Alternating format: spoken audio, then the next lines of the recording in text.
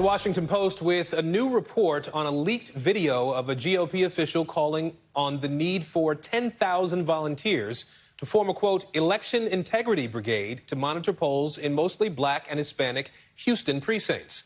The Post writes, quote, the video recorded in early March comes as the Texas legislature considers a set of voting changes that would expand the role of poll watchers and limit other election officials' ability to oversee those volunteers. Meanwhile, a group of faith leaders is lobbying in Washington for voting rights and an end to the filibuster. Joining me now is one of the leaders in that charge, Bishop William Barber. Bishop, we appreciate you being here today. The GOP official says that the Post report is, quote, blatantly mischaracterizing a grassroots election worker recruitment video. What do you make of the report and that response? Well, you know, we've been through this in North Carolina in 2013, right after the Shelby decision that gutted the Voting Rights Act.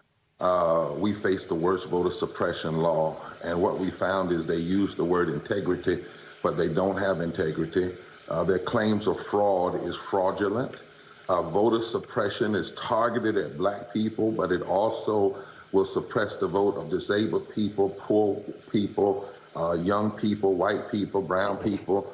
It is a group of people who cannot win elections fairly, and so what they want to do is cheat. And so all of these efforts, ending same-day registration, rolling back early voting, trying to deny mail-in ballots, extreme forms of photo ID, what they're trying to do is what we call abridge the right to vote. The 15th Amendment says you cannot deny or abridge. They're trying to abridge the right to vote. They're after small margins. And they want to target that black people, but it also hurts everybody, and it's a fundamental attack on this democracy. Bishop, at the same time, there are some Republicans who say that these voting restrictions in some blue states are actually worse than what's being found in some of these red states right now. What do you make of that notion? Well, voter restrictions, period, wherever they are, is wrong. And we should not have it anywhere. But the bottom line is what we're seeing in Georgia, what we're seeing in Texas, these 300 new attempts to suppress the vote. You know, really, this is not just about responding to Trump. What they're trying to do is they're afraid of two bills in the Congress, the H.R. 1 bill, Protect the Democracy bill, which would expand voting rights, and they are afraid of the John Lewis bill, which would restore the Voting Rights Act, because they know most of these bills, particularly in the southern states, would not make it through pre-clearance. And so all of this is a strategy. It's a strategy as old as the Southern strategy that was birthed in the 1960s as a way of undermining what Dr. King called the possibility of the black and white masses joining together in fusion coalition with brown and indigenous folk to change the elect. I was talking to two sisters, one white and one black, from West Virginia.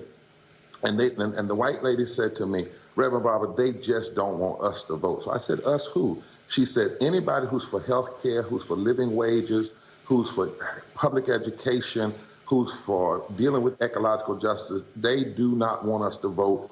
And that's why we must fight these laws with everything we have. And Bishop, right now it looks like there are 47 states that are trying to change voting laws at this point. How much does that concern you? How serious is this issue when you look at that large a number? Well, it's very serious because it shows you that voter suppression is no longer just a Southern issue, that the attempts to suppress the vote, which is broad, which is why you have to have a race analysis and a class analysis. You have to talk about how it targets black people, but you have to talk about how it targets all people. And that's also why we don't need a filibuster that blocks H.R. 1, that blocks the John Lewis bill. That's why we have to say to corporations, we need them to do more than speak out just against the bill in Georgia and to just focus on boycotting a corporation. What we really need is for the corporate leaders and those who have money, we need to ask this question, are you funding the senators that have been filibustering, expanding voting rights and fixing the Voting Rights Act ever since June 26, 2013, over 7 years? And are you pulling your money from them? Because even if you speak out against this law, even if you give some money to black organizations, but you still fund senators like McConnell and others that have literally kept us from dealing with these issues, you are still enabling and allowing this voter suppression because you are enabling the politicians who pass the policies or block the policies that would address it. This is a conversation that will continue. We will have to leave it here for today. Bishop William Barber, we appreciate your time. Thank you. Thank you so much. Take care. You too.